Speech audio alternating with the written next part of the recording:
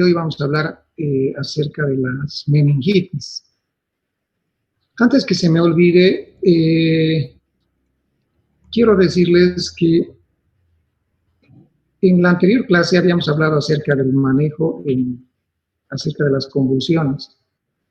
Y cuando les he enseñado a manejar a un paciente que está convulsionando, les he enseñado a hacer la dosis de carga. Sin embargo, cuando un paciente ha presentado una convulsión y ustedes están en su consultorio o en el campo y ya no está convulsionando, lo único que tienen que hacer, jóvenes, ustedes, es decirles a los pacientes que tienen que hacer sus estudios. Porque ustedes ya saben cuáles son las causas. Por ejemplo, si es una persona de 20, 30 años o 40 años que ha convulsionado por primera vez, entonces ustedes tienen que decirle que es necesario que se haga ver con un especialista. Es necesario que se haga estudios, porque hay que definir cuál es la causa de la convulsión. No solamente hay que tratar la convulsión, sino que es muy importante tratar la causa. De hecho, el paciente les va a decir, ¿por qué he convulsionado, doctor? Y ustedes le van a decir, vamos a ver. Ahora, si está en el campo, les aconsejo que lo deriven al paciente, lo deriven y le digan, pues tiene que ir a hacer a Sucre, tiene que ir a hacer estudios. Entonces, yo el manejo que les he enseñado es un manejo para hacerlo en la emergencia, cuando el paciente está convulsionando. ¿Ya? También les he enseñado a hacer un manejo cuando el paciente está en una convulsión, qué es lo que uno debe hacer respecto a qué medidas debe tomar. Ya les he dicho que lo único que tienen que hacer es colocarle en el decúbito lateral para evitar la broncoaspiración y que no se golpee la cabeza. Ese detallito me estaba faltando. Y otro detallito que me estaba faltando era respecto a una pregunta que me decía uno de los compañeros. Las benzodiazepinas se clasifican en acción prolongada, de acción intermedia, de acción corta. Eso en cuanto a la vida media de las benzodiazepinas. Cierto es que las benzodiazepinas están dentro del grupo de acción prolongada, pero en la práctica, jóvenes, en la práctica las benzodiazepinas, específicamente el diazepam, tiene una acción fugaz. En teoría se dice que puede durar hasta 12, 24 horas su acción. Mentira. O sea, eso es en teoría. En la práctica lo que nosotros vemos es que su acción es fugaz, de tal manera que si nosotros le damos diazepam y no le damos fenitoína sódica, un paciente que está en estatus convulsivo, tenga la plena seguridad que el paciente va a seguir convulsionando. Por lo tanto, hay que darle diazepam, que es de acción, tiene una acción rápida dentro de las benzodiazepinas, es el que tiene mayor rapidez de acción, pero no es de acción sostenida, no es de acción retardada. Eso era lo que me faltaba decirles. Bueno, ahora sí vamos a hablar acerca de las meningitis. Permitan que comparta la pantalla.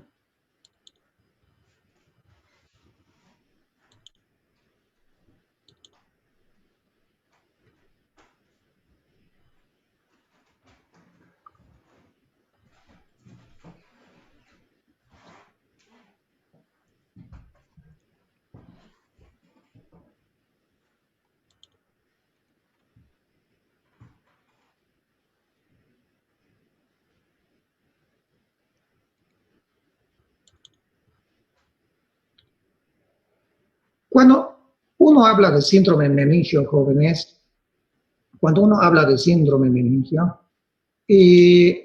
uno tiene la asociación de pensar en una meningitis. Es cierto, cuando hablamos de síndrome meningio hay que pensar en meningitis. Sin embargo, aquí uno de los mensajes que les voy a dar. El síndrome meningio no es exclusivo de la meningitis. Es decir, que síndrome meningio van a presentar dos causas, dos entidades en neurología. Por una parte, cierto es la meningitis, y por otra parte es la hemorragia subaracnoidea. Ese es el diagnóstico diferencial de la meningitis, la hemorragia subaracnoidea. La hemorragia subaracnoidea, vamos a verlo de acá durante unas 2 o 3 semanas. Vamos a ver que la hemorragia subaracnoidea es una parte de los accidentes cerebrovasculares. se produce generalmente por ruptura de aneurismas cerebrales.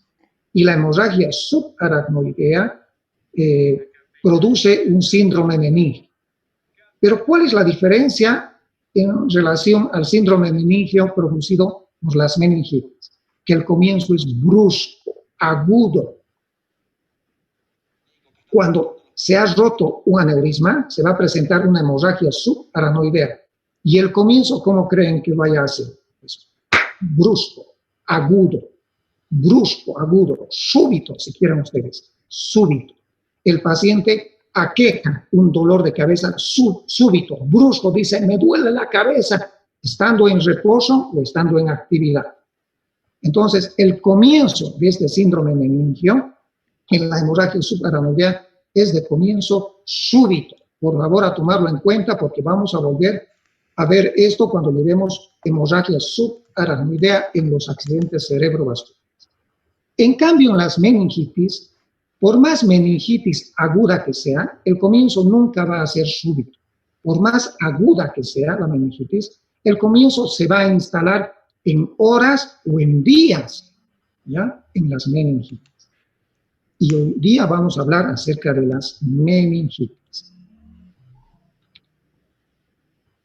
¿Qué importancia es esto? Esto es lo que acabo de mencionarles, que el síndrome meningio de una hemorragia subaracnoidea, ahí está bien destacado, este comienzo agudo, súbito, brusco.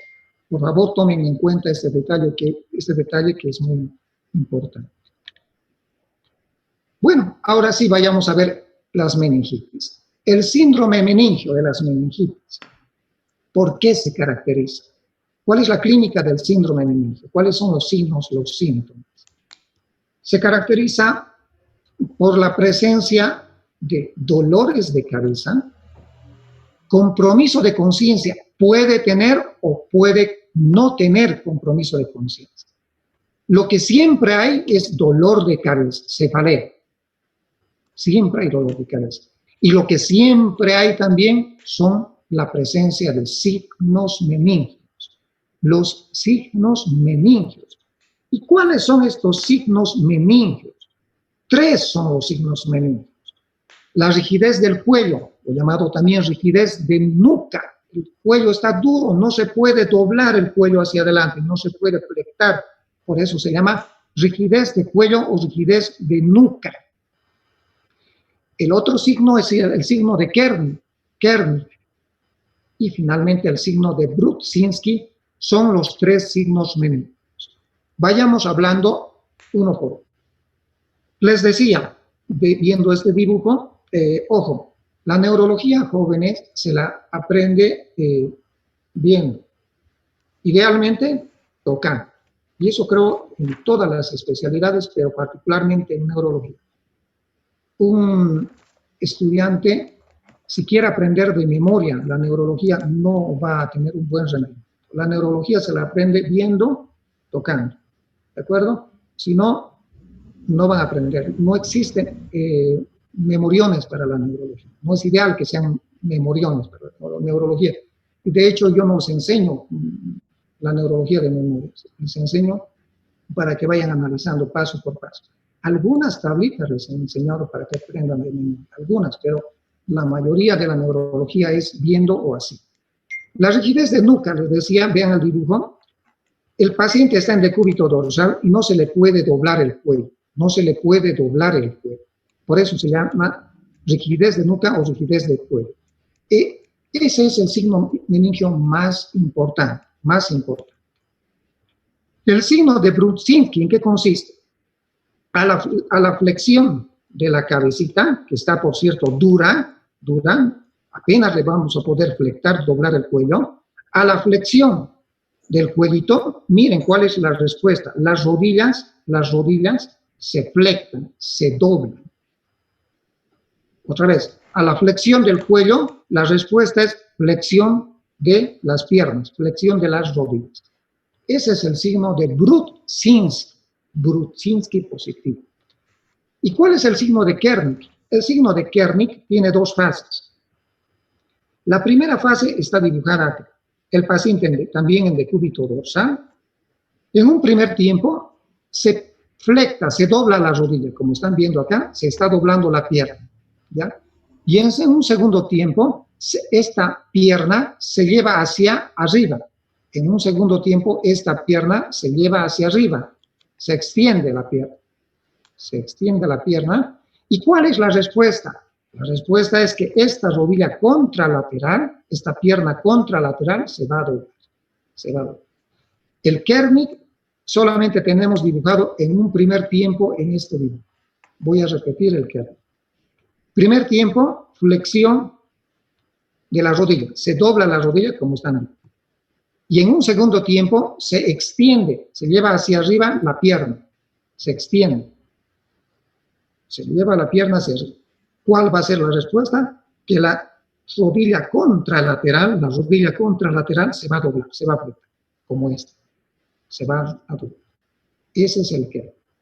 De estos signos, ¿cuáles son los más importantes? La rigidez de nuca y el Brudzinski. Yo les voy a pedir, por favor, que nunca se olviden de la rigidez de nuca. De los 3 signos meningios, la rigidez de nuca es el signo más importante. Es el signo meningio más importante. Tal vez alguna vez ustedes se puedan olvidar el Brudzinski, el Kern, ¿ya? Pero nunca se deben olvidar que cuando hay una meningitis, el cuello no se puede doblar hacia adelante. Hay rigidez de cuello, rigidez de nuca. Es el signo más importante dentro de los signos meningios. Puede a veces faltar Brudzinski, puede a veces faltar Kern, pero nunca falta la rigidez de nuca. Tomen en cuenta que es el signo meningio más importante. Bueno, ¿qué más tenemos en el síndrome meningio de las meningitis? Desde luego, es una infección, tiene que existir fiebre. Tiene que existir fiebre. Y lo que les decía, puede o no haber alteración de conciencia. Como estamos viendo acá, dolor de cabeza, compromiso de conciencia y presencia de signos meningios. Las meningitis se pueden clasificar en agudas, y en crónicas. En agudas y en crónicas. Dentro de las meningitis agudas están las meningitis bacterianas y las meningitis virales. Dentro de las meningitis crónicas están las meningitis tuberculosas, las meningitis por sífilis, por hongos y por cisticercosis. Se llaman meningitis agudas porque se instalan, se producen en el transcurso de horas o días, En cambio, las meningitis crónicas se instalan, se producen en el transcurso de semanas o meses. Vean, dentro de las agudas, repito, la bacteriana, la viral. Y dentro de las crónicas, la tuberculosa, la sifilítica, la producida por hongos y la cisticercosis, meningitis por cisticercosis. Vamos hablando de las meningitis. ¿Cuáles son los factores predisponentes? Factores que bajan el sistema inmunitario. Dentro de estos factores predisponentes están los linfomas, las leucemias, las insuficiencias renales, el SIDA, el alcoholismo, la diabetes y algunos medicamentos que inmunosuprimen al paciente, como la quimioterapia y el abuso de los corticoides.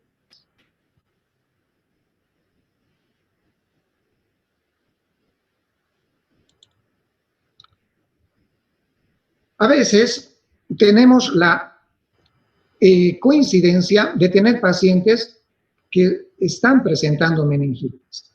Y externamente, a nivel de la piel, podemos ver en alguno de ellos la presencia de petequias, equimosis, hematomas en las 4 extremidades o en el tronco. La presencia de hemorragias cutáneas jóvenes es un detalle que nos orienta hacia la etiología meningocócica, meningitis a meningococo.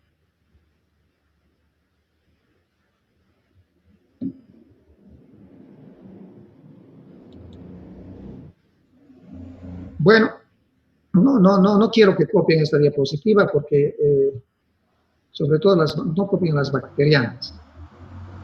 Yo les voy a enseñar más adelante. Dentro de las meningitis bacteriana, hoy en día la producida por Haemophilus influenza es muy poco frecuente por las vacunas.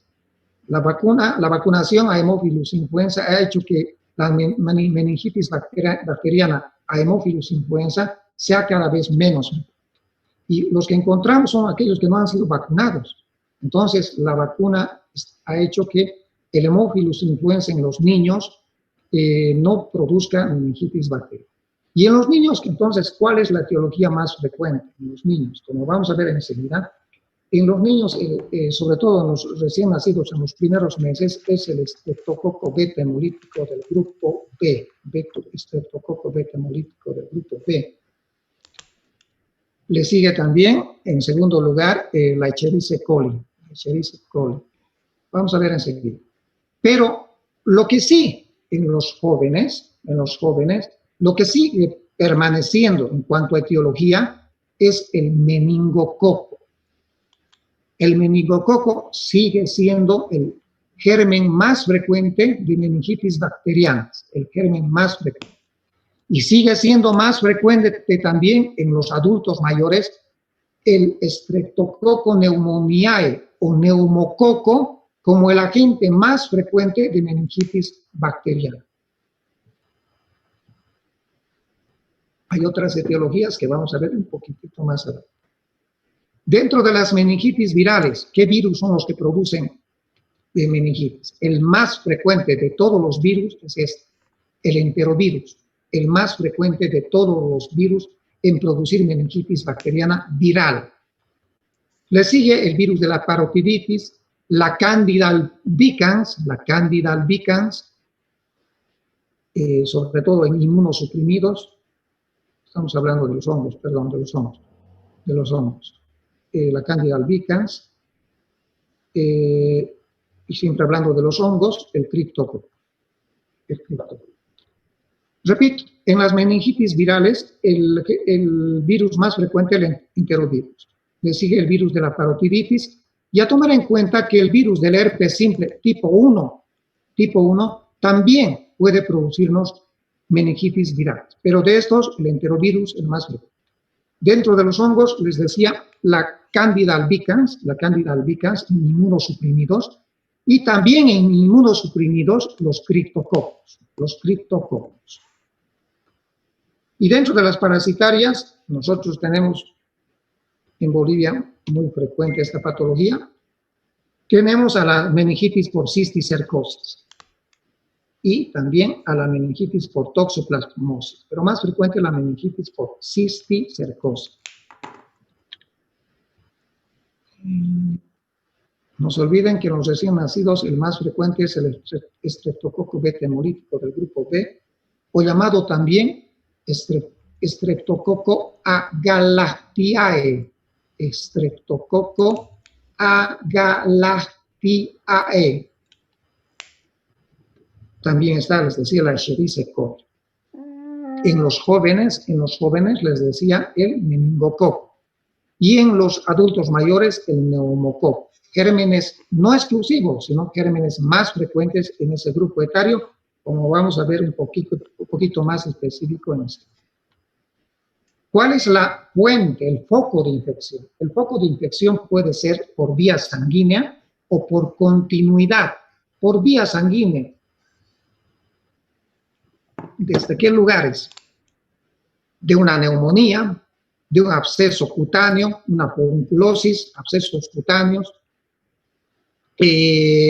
por continuidad de zonas vecinas que estén infectadas, una otitis, una mastoiditis, una sinusitis.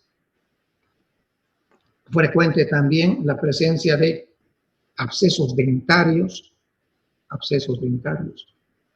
Entonces, tomen en cuenta que el foco de infección puede diseminarse por vía sanguínea o también por continuidad. ¿Qué exámenes complementarios debemos pedir? Los exámenes complementarios que van a realizar el diagnóstico de meningitis, sin duda, es el estudio del líquido cefalorraquídeo.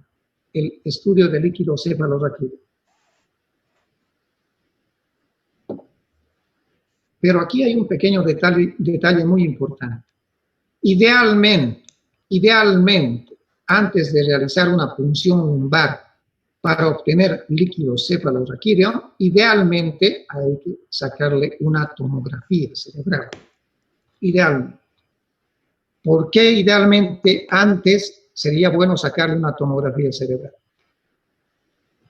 La meningitis está produciendo un síndrome en el cerebro, en el cráneo. La meningitis está produciendo que el cerebro se hinche, se inflama, se está hinchando el cerebro por esa infección. Y se está produciendo un síndrome de hipertensión endocraneal.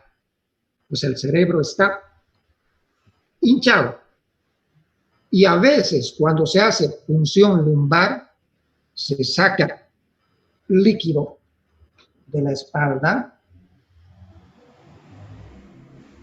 Ocurre que al sacar ese líquido de la espalda, el cerebro, por esa presión, tiende a bajar. Sacando líquido de la espalda, el cerebro tiende a bajar.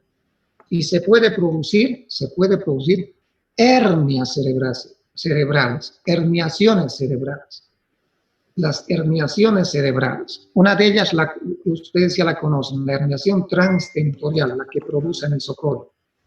Se puede presentar esa herniación o se puede presentar otra herniación, como les voy a enseñar la próxima clase, el día sábado. El día sábado vamos a hablar del síndrome de hipertensión endocrinal. Entonces, si acaso nosotros vamos a sacar líquido de la espalda, líquido cefalorraquídeo, idealmente es mejor tener una tomografía que descarte que no haya un hinchazón, que no haya una hidrocefalia, que es una complicación también de las meningitis, como vamos a ver enseguida. Porque si hay hidrocefalia o hay mucho hinchazón en el cerebro, al sacar líquido de la espalda, el cerebro, jóvenes, va a ir hacia abajo. Se va a herniar y el paciente corre el riesgo de morirse. Por eso, antes de hacer una punción lumbar, hay que hacerle, ojalá, una tomografía cerebral, descartando mucho edema cerebral o descartando la presencia de una hidrocefalia. A veces no se puede hacer, sobre todo en el campo, no se puede hacer tomografías, no hay en el campo. Entonces, en el campo, ¿cuál es el consejo que yo les doy?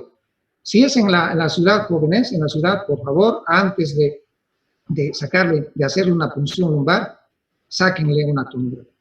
Pero si es en el campo, a veces la gente del campo es reacia a venir, no quiere venir.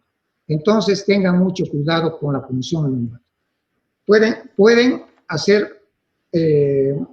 seguir dos caminos, cualquiera de ellos. Si no tienen en el campo una tomografía, o pueden sacar líquido cefalorraquídeo con una aguja delgada, puede ser 21, 22, una aguja delgadita, ¿ya? O directamente, jóvenes, eso escuchen, directamente traten al paciente. Traten al paciente. No esperen, jóvenes. La meningitis es una emergencia neurológica. Inclusive hay que tratar antes de hacer la punción lumbar y antes de tener el resultado citoquímico del líquido cefalorraquídeo. Antes, cuando ya se sospecha que es un paciente portador de una meningitis, ante una sospecha, inicien antibióticos. Denle antibióticos. Y si están en el campo, jóvenes, y no hay posibilidad o tienen un poco de miedo a hacer una punción lumbar, por favor, antibióticos de una vez. Yo les voy a decir que antibióticos en serio. Pero en la ciudad, volviendo a la ciudad, antes de hacer la punción lumbar, sáquenle una tomografía. Si la tomografía no contraindica la punción lumbar, hagamos la punción lumbar. Saquemos líquido cefalorraquídeo de la espalda. ¿Listito? Vamos a ver un poquito más adelante. La punción lumbar, ¿dónde se la hace? ¿Dónde se debe realizar? En el espacio interespinoso L3, L4. L3, L4 o L4, L5. L3, L4 o L4, L5. ¿Cuál es ese espacio? ¿Cómo obtenemos ese espacio? Trazamos una línea imaginaria que vaya de una cresta, no he dicho espina, de una cresta ilíaca, ¿ya?, hacia la otra cresta ilíaca. Es una línea imaginaria. En la intersección de esta línea con la columna vertebral se va a encontrar ese espacio, el espacio interespinoso L3, L4, L3, L4 o L4, L5. Ahí realizan la punción lumbar. En ese espacio o un espacio más hacia abajo o un espacio más hacia abajo. Nunca, nunca ustedes sientan esa tentación de hacerlo más arriba. Nunca. ¿Por qué? Porque más arriba pueden pinchar la médula L2, L3 o L2 principalmente, L2. Y ustedes saben que a nivel del cuerpo vertebral L2 termina la médula espinal. Entonces, si ustedes pinchan más hacia arriba, pueden pinchar el cono medular, la parte final de la médula espinal, el cono medular. Y al paciente lo pueden dejar parapléjico, lo pueden dejar paralizado ambas extremidades. Por eso, nunca tengan esa tentación. La médula espinal termina a nivel de L1, L2, exactamente, L1, L2, ya aquí. Entonces, la punción lumbar, háganla por favor, en ese espacio L3, L4 o más hacia abajo, o más hacia abajo. Idealmente la punción lumbar debe hacerse en decúbito lateral, como están viendo ustedes, ¿ya? ¿Por qué? Porque a través de esta posición evitamos que si hay una presión dentro del cráneo, este dibujo que nos sirva para que, si hay una presión dentro del cerebro, a través de esta punción, nosotros, miren, funcionando en decúbito lateral, evitamos que el cerebro se vaya hacia abajo, las hernias. Este detalle es importante. La punción también se puede hacer en sentado. Es más facilito realizar en sentado. Si el paciente está sentado, es fácil realizar la punción. Ustedes agarran también esa referencia, la cresta ilíaca, ¿ya? Y se pincha. Facilito. Pero, jóvenes, si el paciente está sentado, la cabeza está arriba, ¿no es cierto? Está arriba, sentado como estoy yo. Si pinchamos, ¿qué pasa? Por la gravedad, el cerebro va a descender y se van a producir las hernias. Por ese motivo, en neurología siempre nosotros enseñamos a hacer la punción lumbar en decúbito lateral. Decúbito lateral. Bien, ya hemos hecho esta punción, hemos dado el detalle técnico. ¿Qué vamos a encontrar? Estamos hablando de meningitis. Tenemos que hacer un estudio del color del líquido cefalorraquídeo. ¿Qué cantidad de células hay? ¿Qué cantidad de glucosa hay? ¿Y qué cantidad de proteínas hay? Las 4 cositas nada más. Miren, ¿qué color normalmente es el líquido cefalorraquídeo? El líquido cefalorraquídeo normalmente es un color cristal de roca. Ustedes saben, cristal de roca. Cristal de roca. Cristalino o cristal de roca. Lo mismo. Normalmente es cristal de roca. Las células, ¿cuántas células encontramos en el líquido cefalorraquídeo? 0 a 5 células por milímetro cúbico. 0 a 5 células por milímetro cúbico. Puede no haber células, puede haber 2, 3, 4, hasta 5 células. Todas ellas son mononucleares, son glóbulos blancos mononucleares. Tomen en cuenta esta clase, jóvenes, y este detallito que lo vamos a volver a repetir la próxima clase. Les estoy enseñando a manejar pacientes con meningitis. Meningitis hay en niños, hay en adultos, hay en ancianos. Bien, son mononucleares. No hay ningún polimorfo nuclear. Todos son mononucleares. Proteínas. Normalmente, ¿qué cantidad de proteínas tenemos? 20 a 40 miligramos por 100 mililitros. 100 mililitros también equivale a un decilitro. Es lo mismo. 100 mililitros o un decilitro es lo mismo. 20 a 40 miligramos por 100 mililitros. Por 100. ¿Qué cantidad de glucosa tenemos? 40 a 80 miligramos por 100 mililitros. Más o menos las 2/3 partes, más o menos las 2/3 partes, de la mitad a las 2/3 partes de la glicemia. Facilito de acordarse, la mitad de la glicemia, más o menos, es la cantidad de azúcar que tenemos nosotros en el líquido cefalorraquídeo. 40 a 80 miligramos por 100 ml. Este detalle tienen que saber. La obligación de aprenderlo sí de memoria. Porque si no aprenden que el líquido es claro, que hay solamente de 0 a 5 células, que las proteínas van de 20 a 40, que la glucosa va de 40 a 80, no van a poder diagnosticar meningitis. No van a poder diagnosticar meningitis y esto sí tienen que aprenderlo. Bien, ¿qué ocurre? Esto es en condiciones normales. ¿Qué ocurre en las distintas meningitis? ¿Qué ocurre? Cuando nosotros hacemos una punción lumbar, y vamos a, escúchenme antes de copiar esto. Cuando nosotros hacemos una punción lumbar, vamos a obtener líquido cefalorraquídeo y vamos a mandarlo al laboratorio. Pero el resultado del laboratorio, jóvenes, demora, en el mejor de los casos, 2 a 3 horas. Créanme que así demora. Debería demorar 1 hora, pero demora 2 a 3 horas. Y les he dicho, la meningitis es una emergencia. Hay que tratarla inclusive antes de hacerle la punción lumbar. Así les estoy enseñando, antes inclusive de hacerle la punción lumbar. No podemos esperar 2 a 3 horas a un paciente con meningitis. Ya hemos empezado a hacer el tratamiento. Pero un poco nos va a orientar qué antibiótico también vamos a utilizar. O sea, nos va a orientar la probable etiología en el mismo momento de estarle haciendo la punción lumbar. Cuando estamos realizando la punción lumbar, vamos a tener una doble posibilidad. O que el líquido que estamos sacando sea turbio, sea opalescente, o que el líquido sea claro. Esas son las dos posibilidades que vamos a tener. Que el líquido sea opalescente, turbio, o que el líquido cefalorraquídeo sea claro.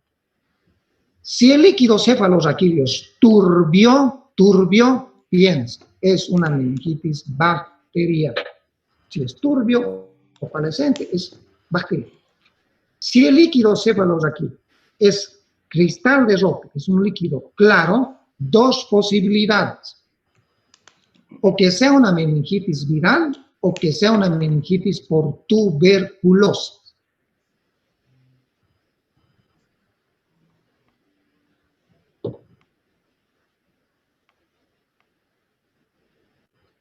Bien,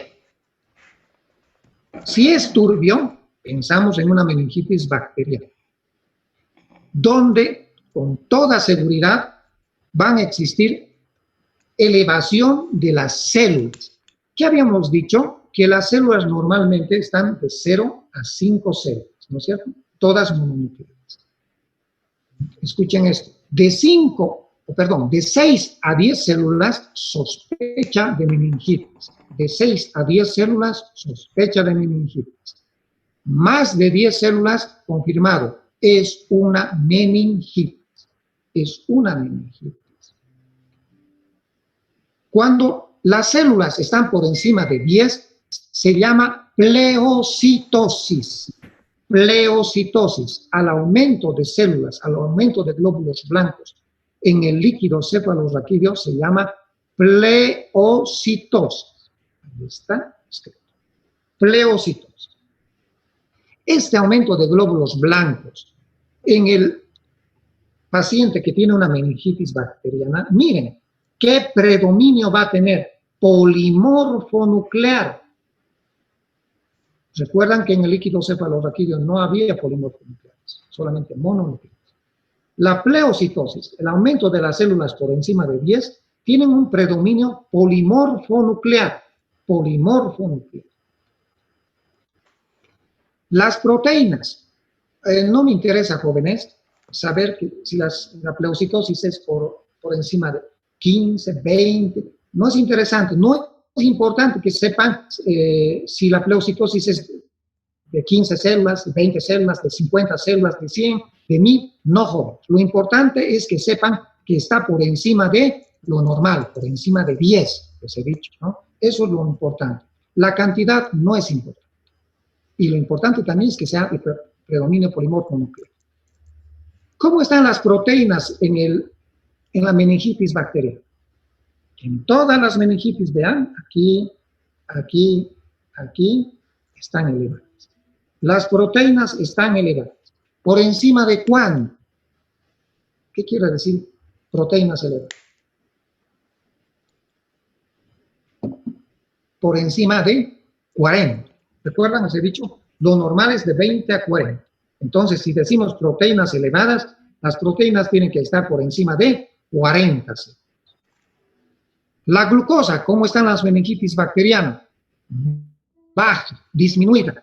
¿Qué quiere decir baja, disminuida? ¿Por debajo de cuánto? 40. De 20. No, pues, 40. por debajo de 40. Por eso ese cuadrito que les he dicho es importante que lo aprendan. Ya tenemos. La glucosa va a estar por debajo de 40, porque normalmente la glucosa es de 40 a 80. Por debajo de 40. Glucosa disminuida. Vayamos a las meningitis, a líquido claro. A líquido claro. O es viral o es tuberculosa. La pleocitosis en ambas, en la viral y en la tuberculosa, tiene un predominio mononuclear. Las células están por encima de 10, puede ser 15, 20, 30, 40, 100, 1000, etcétera, etcétera. Y en ambas, esa pleocitosis es de predominio mononuclear. Las proteínas, en ambas están por encima de 40 miligramos por ciclo. En ambas. Lo que distingue a la viral de la tuberculosa, vean ahí, está en color rojo, es que en las meningitis virales la glucosa es normal, 40, 80 miligramos por ciclo. Normal. En cambio, en la tuberculosa, la glucosa está disminuida, es decir, por debajo de 40.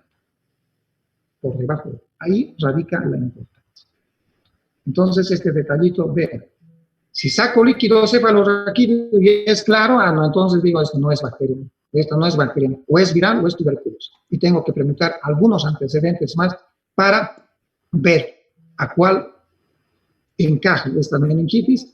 Y uno de esos detalles importantes es el azúcar, la glucosa. Si es glucosa disminuida, piensen que es una tuberculosa. Si es una glucosa normal, piensen que es una meningitis viral. Un detallito importante también, las meningitis por hongos, aquí coloquen por favor, aumenten ese detallito. Las meningitis por hongos se parecen a las meningitis bacterianas. Se parecen a las meningitis bacterianas. La única diferencia es que las meningitis por hongos, tienen una pleocitosis a predominio mononuclear. Esa es la única diferencia. Las meningitis por hongo, entonces, ¿cómo serán? Las meningitis por hongo son turbias, o calescentes, o turbias, ¿ya? ¿Qué son? Tienen una pleocitosis, pero predominio, ¿qué? Mononuclear. Mononuclear. Las proteínas están elevadas y la glucosa está disminuida. Entonces, las meningitis por hongos se parecen a las meningitis bacterianas porque son opalescentes, turbias. Tienen proteínas elevadas, la glucosa está disminuida. Lo único que la diferencia es que la pleocitosis en la bacteriana tiene un predominio polimorfo nuclear y en la por hongos tiene un predominio mononuclear. Necesito a tomar en cuenta.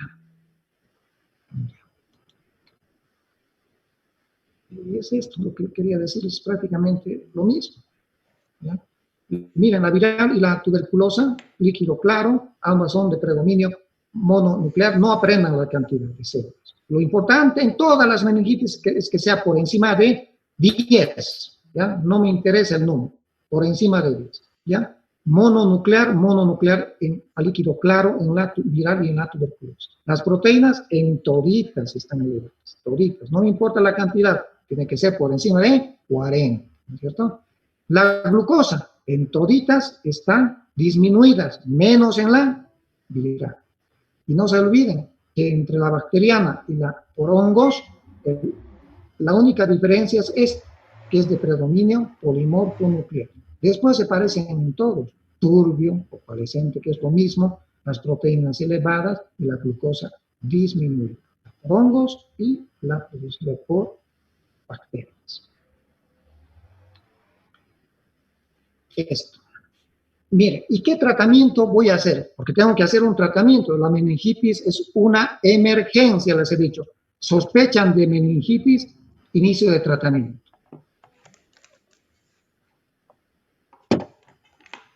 ¿Y en base a qué? Se llama tratamiento empírico de la meningitis. En base a la etiología que predomina en estos grupos etarios. Miren, en el grupo etario de 0 a 3 meses, ¿cuáles son los gérmenes más frecuentes? Les decía, las bacterias. El estreptococo beta hemolítico del grupo B, o llamado también estreptococo agalactiae. La Escherichia coli, un gran negativo. La Listeria monocytogenes, un gran positivo. ¿Ya? La Listeria monocytogenes. En el grupo etario de los 3 meses a los 18 años, los escolares, los colegiales, ¿qué germen predomina? El meningococo. En segundo lugar, el neumococo. Y en tercer lugar, el Haemophilus influenza. Estos pacientes con Haemophilus influenza son los poquitos pacientes que van quedando que no han sido vacunados. Prácticamente el Haemophilus influenza ya lo estamos dejando de ver por las vacunas. En el grupo etario de 18 a 50 años, ¿cuál es el más frecuente? El Streptococcus pneumoniae, llamado también neumococo, un gran positivo. En este mismo grupo, le sigue este gran negativo, el meningococo, o Neisseria meningitidis también llamado.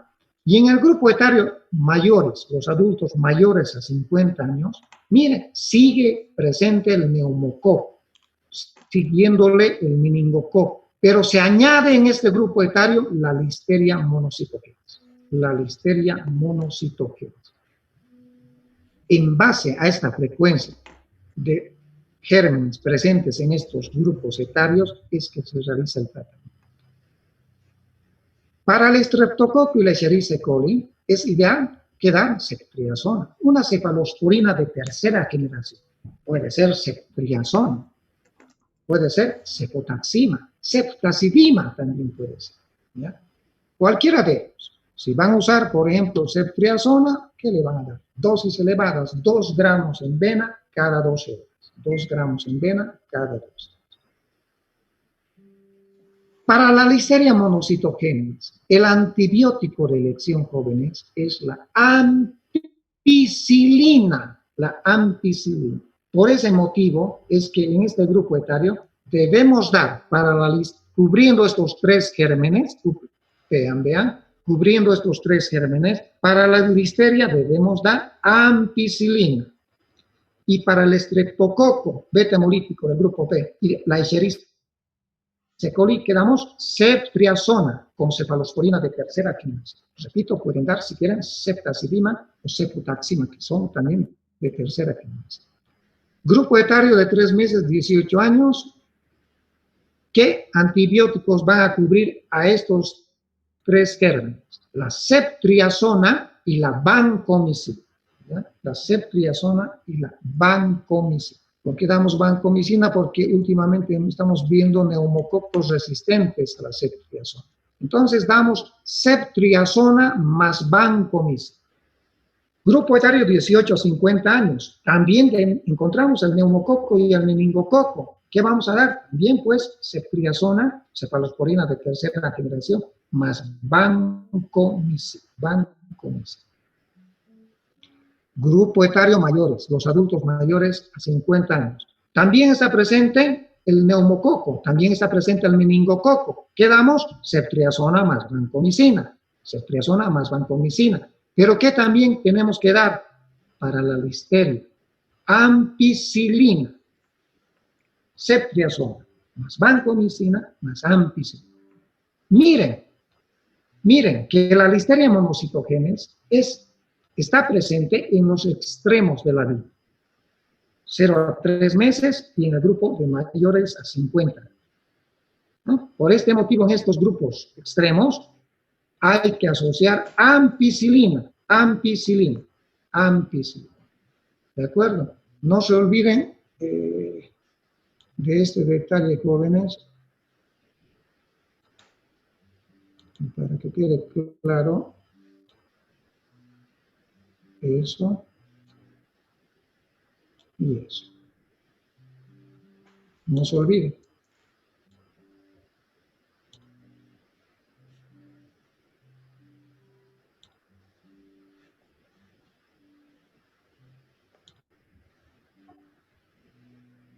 Bien.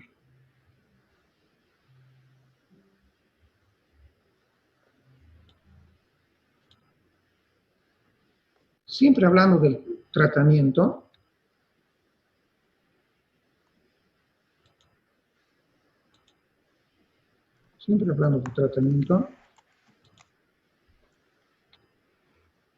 antes de esto, siempre hablando del tratamiento, también decirles que la Listeria monocytogenes está presente en los inmunosuprimidos. Detalle a tomar en cuenta. Está presente en los alcohólicos. Está presente en las embarazadas. Tomen en cuenta ese detalle, que la Listeria monocytogenes, además de presentarse en los extremos de la vida, se presenta en los inmunosuprimidos, en los alcohólicos, en las embarazadas. ¿Qué más? También, antes que se me olvide, nosotros en neurocirugía, cuando operamos pacientes en los traumatismos encefalocranianos, el germen más frecuente, en el TEC abierto, el germen más frecuente es el Streptococcus pneumoniae, neumococo. Pero también puede estar presente la Pseudomonas y también puede estar presente el estafilococo. ¿No? El estafilococo. ¿Y qué tratamiento nosotros realizamos? Siempre nos basamos en una cefalosporina de tercera generación asociado a la vancomicina, ceftriaxona más vancomicina.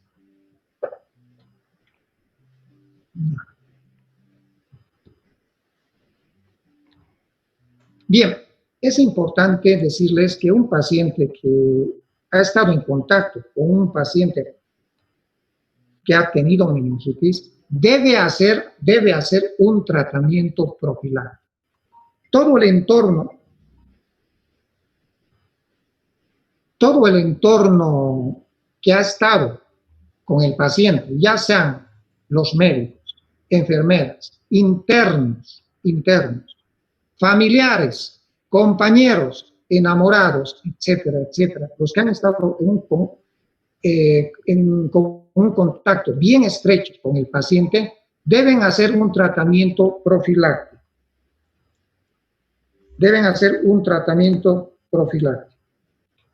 ¿Y qué van a tomar esos pacientes como tratamiento profiláctico para que no se contagien? Los siguientes medicamentos. Pero la prevención solamente se la debe realizar cuando ese paciente con meningitis tiene una etiología sospechosa de ser una meningitis Haemophilus influenza o meningococo. Para estas dos etiologías está indicada la profilaxis en el entorno del paciente. Para el meningococo, ¿qué medicamentos, qué antibióticos debe tomar el paciente que ha estado en contacto con ese paciente portador de meningitis? Puede tomar rifampicina. ¿Qué dosis? Si es adulto, 600 miligramos cada 12 horas. 600 miligramos cada 12 horas. O sea, 2 capsulitas. Ustedes saben que las cápsulas vienen de 300 miligramos. 2 capsulitas de 600 miligramos, les decía, cada 12 horas, durante 2 días. Rifampicina.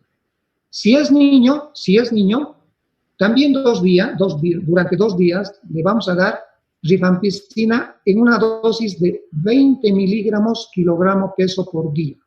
20 miligramos kilogramo peso por día. O si quieren, 10 miligramos kilogramo peso cada 12 horas, que es lo mismo. 10 miligramos kilogramo peso cada 12 horas durante 2 días, que es lo mismo a 20 miligramos kilogramo peso día por 2 días. ¿Ya? Otra alternativa para usar, que es la más práctica, yo diría, porque muchas veces no conseguimos rifampicina, es usar ceftriaxona. Ceftriaxona. ¿Cuánto debemos dar como prevención al paciente para que no se contagie de una meningitis? Cuarta ampollita, es decir, 200 miligramos intramuscular. La ampollita viene de 1000 miligramos, de 1 gramo. Le dan cuarta ampollita, 250 miligramos intramuscular, una sola dosis. Una sola dosis. Y si es niño, la mitad. 125 miligramos intramuscular, una sola dosis. Una sola dosis. Eso de la ceftriaxona es lo que más se suele utilizar. ¿Qué es lo que usamos también? ¿Qué es lo que usamos? Pues podemos usar también como tratamiento profiláctico acitromicina, 500 miligramos, una sola tableta, 500 miligramos, que también podemos utilizar. Podemos utilizar quinolonas como la ciprofloxacina o la levofloxacina. Ciprofloxacina o levofloxacina. En ambos, una tabletita de 500 miligramos. Una tabletita de 500 miligramos, una sola dosis. Una sola dosis. O también se puede utilizar un medicamento que es de la familia de las tetraciclinas, la minociclina. La minociclina. La minociclina. Tabletitas de 100 miligramos. Una tabletita de 100 miligramos cada 12 horas durante 3 días. Durante 3 días. Estos últimos medicamentos que les he descrito, jóvenes, acitromicina, macrólide, ¿no? La acitromicina, las quinolonas, ciprofloxacina, levofloxacina y la minociclina solamente para adultos, solamente en los adultos, no en los niños. ¿Por qué no en los niños? Porque interfiere en el crecimiento de los huesitos. Entonces, no hay que dar a los niños estos 3 medicamentos, como la acitromicina, las quinolonas, levo, ciprofloxacina, ¿y qué más? Y la minociclina, solamente para los adultos. Y si se trata del Haemophilus influenza, ¿qué podemos utilizar? O rifampicina o ceftriaxona. O rifampicina o ceftriaxona. ¿Cuál la dosis? Idem, las mismas que para el meningococo, ¿ya? Las mismas. Vamos a ganar tiempo. Las mismas dosis. Lo único que varía es el tiempo. ¿Qué tiempo vamos a dar? Para el Haemophilus influenza vamos a dar 4 días. 4 días. ¿Cuántos días dábamos para el meningococo? 2 días. 2 días. Para el Haemophilus influenza es 4 días. Para el meningococo, ya sea rifampicina o ya sea ceftriaxona, rifampicina son 2 días. Rifampicina para el Haemophilus influenza, ¿cuánto es? 4 días. La ceftriaxona, ya saben ustedes, es una sola dosis. En el adulto, en ambos, ¿cuánto es? 250 miligramos. 250 miligramos. En el niño, 125 miligramos. Importante, jóvenes, las complicaciones. Las meningitis, jóvenes, frecuentemente se complican. Muy frecuentemente. Y una de esas complicaciones grandes es esta, la hidrocefalia. La hidrocefalia. Los ventrículos se empiezan a llenar de líquido. Ya estos pacientes hay que derivarlos, hay que operarlos, los que presentan hidrocefalia. El día sábado vamos a hablar de hidrocefalia. Y ahí vamos a ver por qué la meningitis produce hidrocefalia. Empiemas subdurales, en vez de formar hematomas, ¿recuerdan? Hematomas subdurales, aquí ya no son hematomas, sino pus, empiemas subdurales, empiemas subdurales. También los pacientes con meningitis pueden presentar crisis convulsiva. Por eso también a los pacientes que tienen meningitis les damos en forma preventiva profiláctica anticonvulsivantes. Tromboflebitis de los senos venosos del cerebro, tromboflebitis. Tanto la tromboflebitis como la vasculitis, ¿qué significa? Que esa infección, esa inflamación está obliterando las arterias y las venas y las arterias. Y si se tapan las venas y las arterias, ¿qué va a pasar? Isquemias, infartos isquémicos cerebrales. Y una complicación que hay que tener en cuenta también, sobre todo para el Streptococcus pneumoniae, es decir, para el neumococo, es que frecuentemente el neumococo produce hipoacusia severa.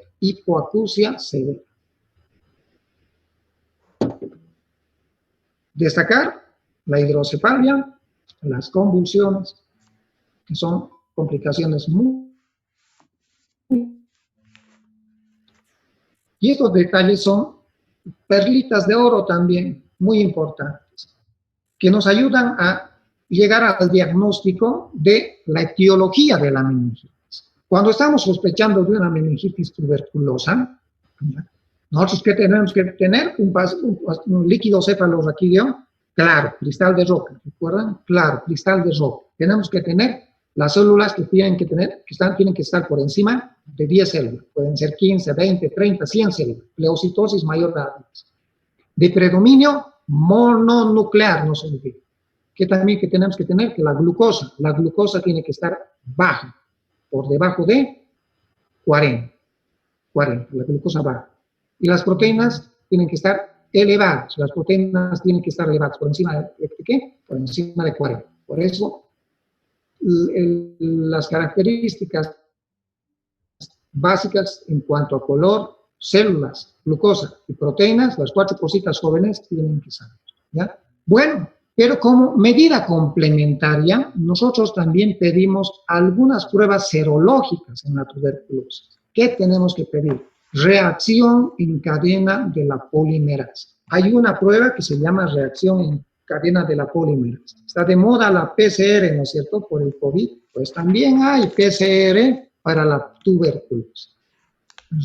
No es PCR reactiva, jóvenes. Muchos confunden los estudiantes con la PCR que piden los reumatólogos. La PCR reactiva. No es PCR reactiva, es reacción en cadena de la polimerasa. ¿Ya? Reacción en cadena de la polimerasa para la tuberculosis. Es una prueba específica para la tuberculosis. Otra prueba que no es tan específica, pero que sí ayuda en el diagnóstico de la tuberculosis, es el ADA. Es una enzima, es una proteína. Es la adenosín deaminasa.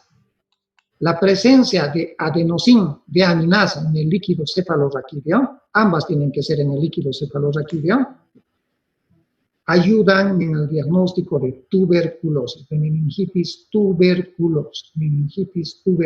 Repito, PCR y ADA en líquido cefalorraquídeo. Para el herpes virus simple tipo 1, ¿qué pruebas también nos ayudan? Recordarles que si es una meningitis viral, ¿cómo va a estar el líquido? Cualquiera de ustedes. Color. Cristalino, doctor. Cristal de roca. Muy bien. Si es virus, ¿cómo van a estar las células? Como en toda meningitis, por encima de 10. Por encima de 10. Predominio. Mononuclear, doctor. Mononucleares. Correcto. Predominio mononuclear. ¿Cómo van a estar las proteínas? Elevadas. ¿Por encima de cuánto? 40. Por encima de 40. ¿Cómo va a estar la glucosa? Normal. Normal. De 40 a 80. Va a estar normal. ¿Ya? Además de esto, si estamos pensando en que este virus es el herpes simple tipo 1, vamos a pedir también una prueba específica, la reacción en cadena de la polimerasa para el virus del herpes simple tipo 1. reacción en cadena de la polimerasa. Este herpes virus simple tipo 1, jóvenes, nos muestra un trazado electroencefalográfico característico. Aquí es útil el electroencefalograma. Y este trazado electroencefalográfico se llama actividad paroxística periódica. Actividad paroxística periódica.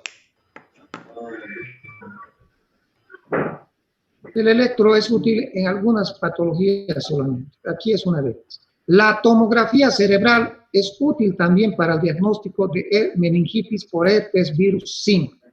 ¿Y qué mira la tomografía? ¿Qué demuestra la tomografía? Zonas de infarto isquémico hemorrágico, zonas de infartos isquémicos hemorrágicos en los lóbulos temporales. Los lóbulos temporales en esta meningitis viral son muy sensibles. Se isquemian, se necrosan los lóbulos temporales. Y eso vemos en la tomografía. Si se trata de una meningitis a hongo, por ejemplo, por el criptococo, es ideal la presencia de tinta china. Tinción por tinta china.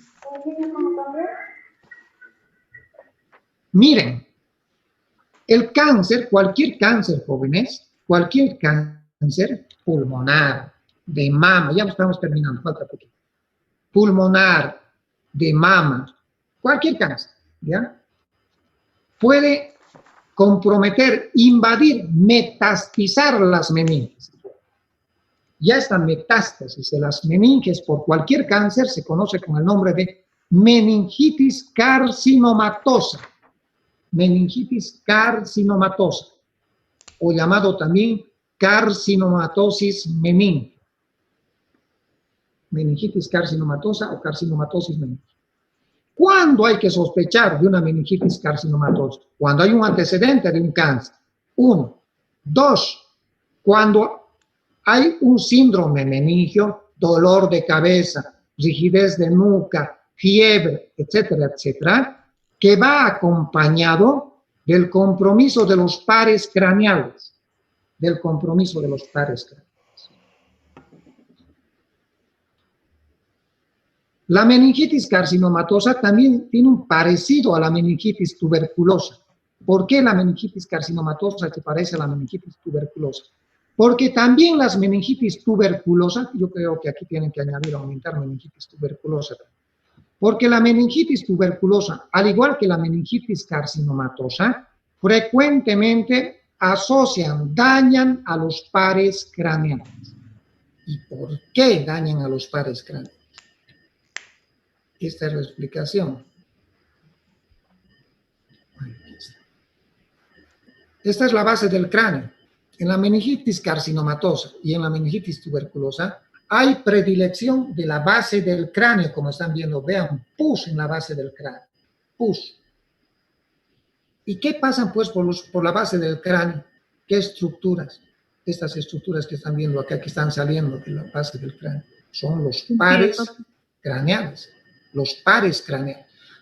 Por lo tanto, en la meningitis tuberculosa y en la meningitis carcinomatosa hay un compromiso preferencial por la base del cráneo, por donde están discurriendo, pasando los pares craneales.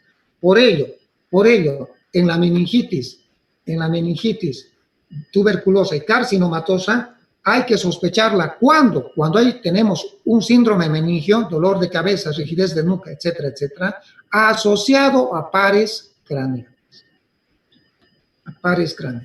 En la sífilis, la meningitis se puede presentar en la fase secundaria y en la fase terciaria. En la fase secundaria y en la fase terciaria. Recuerden que en la fase primaria está el chancro, ¿no es cierto? El chancro.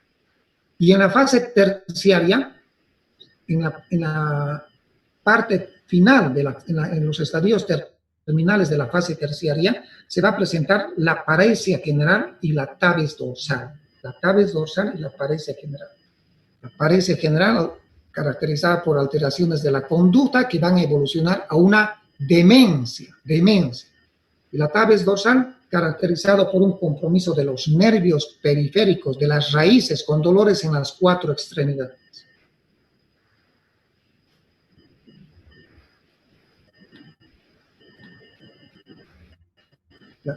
la criptococosis, los hongos. Las palomas jóvenes no son inocuas. Las palomas nos producen enfermedades. Y una de ellas es la criptococosis. Está bien que nos guste, pero no fomentemos que estén muy cerca de nosotros. Ustedes saben que esta enfermedad se produce porque estas palomitas, a través de sus heces, contaminan el medio ambiente. Y a través del aire, ventiladores, vientos, etcétera, etcétera, el ser humano que inhala las esporas de estos hongos. Se van a los pulmones y de ahí se van al cerebro, produciendo meningitis por criptococo. Esta es la tinta china que les decía para los hongos. Miren cómo se ven. El fondo es negro, como la tinta. Y miren cómo se ven los hongos, los criptococos blanquitos. Ideal, tinta china para los hongos, tinta china. Con esto creo que sí, hemos terminado porque la cisticercosis es otro capítulo. Bien, jóvenes. ¿Alguna pregunta si quieren hacerme? Adelante.